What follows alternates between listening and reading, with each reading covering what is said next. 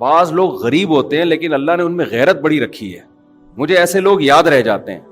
میں جب یہاں آیا امامت کے لیے کئی سال پہلے، تو لوگ عقیدت محبت میں علماء کی دعوت کرتے ہیں، ان کی اپنی عقیدت، ان کی اپنی محبت، ان کو ہم ملامت نہیں کرتے. ان کے ایمان کا تقاضا یہی ہے کہ وہ علماء کی دعوت کریں. ہماری مصروفیات کا تقاضا یہ ہے کہ یہ نہیں کہ جو بھی بلا رہا ہے بس گھر کا کھانا ہی چھوڑ دے آدمی. کسی نے کہا نا کہ میں بدعتی مولوی کی ایک نشانی میں بتاتا ہوں، وہ مرتے دم تک اپنے گھر سے کچھ کھایا نہیں کرتے.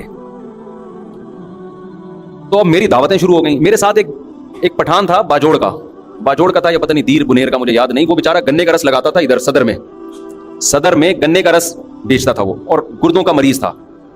بہت غریب. ایسے غریب کو اگر فری میں آفر آئے وہ تو خوش ہوگا نا، وہ تو خوش ہوگا. اب میری جب 2-3 دعوتیں ہوئی تو میں اس کو بھی لے گیا ساتھ میں. شروع میں ہمیں تجربہ نہیں تھا کہ دعوت کا انکار کیسے کیا جاتا ہے نا. اب لوگ زبردستی لے جاتے ہیں، چل بھائی اب منع کریں گے. تو اب اللہ کا شکر ہے پتہ ہے کہ کیسے انکار کرنا ہے نا. تو 2-3 دعوتوں میں جا کے میں تو پھر سائڈ پہ ہو گیا نا. میں نے کہا بھائی ہمارا اب اس کے علاوہ کیا کوئی کام ہی نہیں ہے. اس کے گھر کے کوفتے اچھے ہیں، وہ پائے اچھے بناتا ہے، وہ بریانی اچھی بناتا ہے، تو وہ چپلی کباب اچھے بناتا ہے تو بناتا ہے. بھائی اب یہ تو نہیں کہ ہم اسی کام میں لگے رہیں. تو جس نے جو دعوت کر رہا تھا نا مسلسل، اس نے کسی اور مولانا صاحب کو پکڑ لیا. اس کا بہرحال ایک اچھا جذبہ تھا، اس کو تو میں نہیں کہوں گا. اس نے کہا یار میرے گھر میں کوئی نہ کوئی دینار ہونا چاہیے دسترخوان پہ. اس کا یہ جذبہ تھا. اب کسی دوسرے مولانا کو پکڑا، وہ بار بار جا رہے ہیں اور یہ بھی ساتھ میں نا. تو ایک دن وہ مولانا بیچارے دعوت میں پہنچے ہوئے، یہیں بیٹھا ہوا مسجد میں پیچھے بیٹھا ہوا. میں نے کہا یار آپ نہیں گئے دعوت میں؟ کہتا ہے مفتی صاحب غیرت مند آدمی گھر پہ کھا کے جو خوش ہوتا ہے وہ دوسرے کے دسترخوان پہ خوش نہیں ہوتا. مجھے اتنا مزہ آیا اس کا یہ جملہ سن کے. میں نے کہا یہ مالدار ہوتا پھر مسئلہ نہیں تھا. اتنا غریب ہو کے بھی اب اس کو شرم آنے شروع ہو گئی ہے کہ یار ٹھیک ہے اگلا طیب خاطر سے دعوت دے رہا ہے، لیکن اپنے گھر کی سوکھی روٹی یہ دوسرے کے دسترخوان کی بریانی سے بہتر ہے. اچھا میری عادت ہوتی ہے ایسے خاندانی آدمی کو تلاش کر کے پھر اس کے ساتھ تعاون کروں. میں ایسے غیرت مند لوگوں کے ساتھ تعاون کرے انسان. ہمارے حضرت مفتی رشید احمد صاحب رحمہ اللہ تعالیٰ ایک واقعہ سنایا کرتے تھے. بس وہ بتا کے اپنے بیان ختم کرتا ہوں. آج تو میں ابھی پہنچا ہوں سفر سے، نیند ہوئی نہیں ہے. تو ہمارے حضرت ایک واقعہ سنایا کرتے تھے. دیکھو کبھی کسی دوسرے کی جیب پہ نظر مت رکھو. اللہ تعالیٰ غیرت مند لوگوں کو بھی کھلاتا ہے، بغیرتوں کو بھی کھلاتا ہے. کھاتے ہم نے بغیرت بھی دیکھے،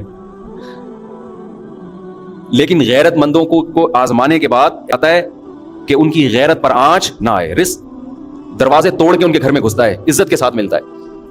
اور جس نے مخلوق کے سامنے ہاتھ پھیلا دیے یا 2 نمبر طریقے سے پیسہ کمانے کی کوشش کر لی، تو سب سے پہلی پھٹکار اس پہ یہ برستی ہے کہ اللہ اسے ہمیشہ کے لیے مخلوق کے در کا محتاج بنا دیتے ہیں. اب انہیں کے در پہ جانا، ساری زندگی مانگتا ہی رہے گا. یہ بڑا عذاب ہے آخرت کے عذاب سے بھی. یہ آخرت کے عذاب سے زیادہ بڑا عذاب ہے. تو ہمارے حضرت ایک واقعہ سنایا کرتے تھے. پہلے پرانا سعودی عرب کا، شاید اس وقت یہ سعودی حکومت نہیں تھی،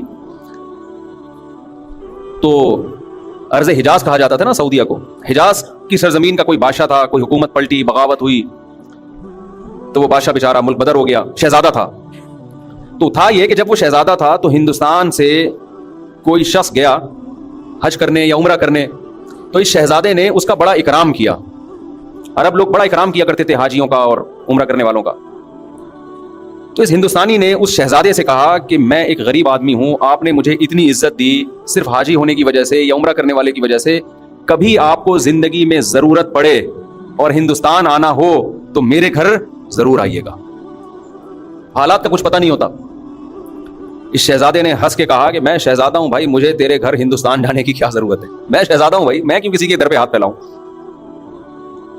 اس نے پھر بھی احتیاطاً اس کو ایڈریس دے دیا، کبھی آنا ہو ہندوستان تو آ جانا. اللہ کی قدرت کے بغاوت ہوئی. آپ کو پتہ ہے جب بغاوتیں ہوتی ہیں تو بادشاہ فقیر ہو جاتے ہیں، بھکاری بن جاتے ہیں در در کے. یہ شہزادہ ملک بدر ہو گیا، بھاگ گیا. کہاں جاؤں، کون ٹھکانہ دے گا اس کو؟ وہ اپنا پرانا دوست یاد آیا ہندوستان. یہ سفر کرتے کرتے، ایڈریس تلاش کرتے کرتے اس ہندوستانی کے گھر میں پہنچا. دروازہ نوک کیا، اس نے پوچھا کون ہے؟ کہا میں وہ ہوں. یہ حیران ہو گیا کہ یار یہ شہزادہ آج میرے در پہ کیسے؟ اس نے اپنی حالت بتائی کہ بھائی بات یہ ہے کہ حالات خراب ہو گئے، بغاوت ہو گئی، میں مجبور ہو گیا، تو مجھے ٹھکانہ چاہیے. اس کمبخت نے ایک شعر پڑھا جس میں اس کی توہین. وہ شعر فارسی میں اس کا مفہوم آپ کو بیان کرتا ہوں. کہ حاجت اور ضرورت ایسی چیز ہے جو بادشاہوں کو بھی گیدڑ بنا دیتی ہے. کہ تو بادشاہ تھا اور حالات نے تجھے کیا بنا دیا؟ آج گیدڑوں کی طرح کھڑا ہوا ہے میرے در پہ. دیکھو حاجت کیسی چیز ہے. فقیر شہزادوں کو بھی کیا بنا دیتی ہے؟ گیدڑ بنا دیتی ہے. یہ چونکہ شہزادہ ہے, شہزادوں والے بلڈ تو وہی تھا نا اس میں, شہزادوں والا. اس نے شیر کا جواب شیر میں دیا, غضب میں آ گیا نا. اس نے کہا شیر نر ہمیشہ شیر نر ہی ہوتا ہے. ایسا ہمارے حضرت جب یہ شعر سنایا کرتے تھے, حضرت کی کیفیات ہوتی تھی. شیر نر کبھی بھی گیدڑ نہیں بنتا, وہ شیر نر ہی, شیر بھی نہیں, نر نر شیر, ببر شیر.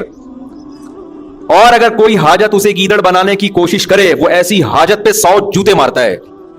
اور یہاں سے یہ کہہ کے پیچھے واپس چلا گیا. اب یہ ہندوستانی اس کے پیچھے پیچھے, بھائی معاف کر دے, میں نے تیری توہین کی, مجھ سے غلطی ہو گئی, پاؤں میں گر رہا ہے, رو رہا ہے. اس نے کہا نا نا نا نا نا, شیر نر ایسی 100 حاجتوں پہ 100 جوتے مارتا ہے. اللہ یہ چاہتے ہیں کہ آپ اگر فقیر بھی ہو, مزاج کیسا رکھو؟ شہزادوں والا. سمجھ میں آ رہی ہے بات کہ نہیں آ رہی ہے؟ فقیر بھی ہو, مزاج کیسا رکھو؟ شہزادوں والا. اور ہمارے حضرت نے رکھا. فرماتے تھے میں جب مدرسے میں دارالعلوم کورنگی میں شیخ الحدیث تھا, کتنا بڑا مدرسہ اور وہاں کے شیخ الحدیث, تو حضرت مفتی محمد شفیع صاحب رحمہ اللہ تعالی نے فرمایا کہ دارالعلوم کورنگی میں جو بیل ہے اس کی تنخواہ یہاں کے شیخ الحدیث سے زیادہ ہے. پہلے حل بھی چلایا جاتا تھا نا وہاں, اس پہ زیادہ خرچہ ہو رہا ہے, تنخواہیں بہت تھوڑی تھیں, وسائل نہیں تھے. فرماتے ہیں میرا ایک چھوٹا سا چھپڑا تھا. ایک دن ایک شخص آیا, انڈے بیچنے والا نا, کہ آپ, وہ سستے انڈے بیچ رہا ہوگا, کہ آپ ہم سے روز کے حساب سے آپ بتا دیں, میں اتنے انڈے آپ کے گھر دے کے چلا جایا کروں گا.